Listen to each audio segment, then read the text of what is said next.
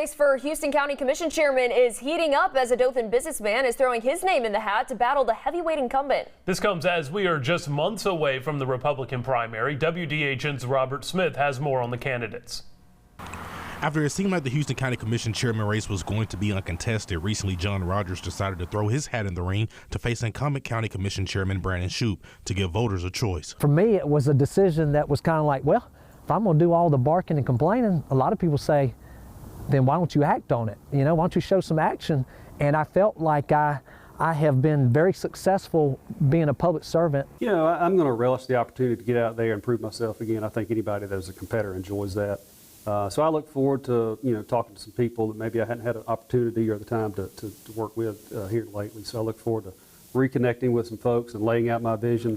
Rogers is a Houston County native and businessman who serves defendants in the courtroom by managing their cases, providing help and guidance on their lifestyles. Outside of the courtroom, he coaches youth basketball and football, mentoring the youth. The higher power has led me in that divine avenue and the divine roadmap in my life to serve the community and serve people through that service that I provide. Shoup says right now they have to come up with $5 million a year to expand the jail from overcrowding, which is a must. One of the things on top of this jail I want to get to deals with the infrastructure. When you look at where jobs and where growth is going in the county, they're going to the areas where you have people and where you have infrastructure. And a few years back, we made a lot of investments in water and sewer all across the county.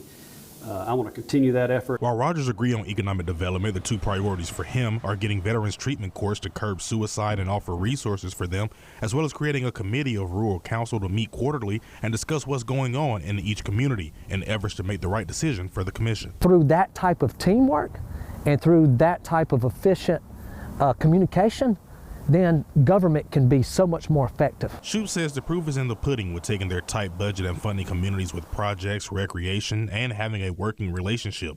Rogers says he plans to be approachable, work hard, and most importantly, for the taxpayers. But I think it's important that we understand those public offices are for the people, and that I need to be a voice for our county to unite, and that's what I stand for.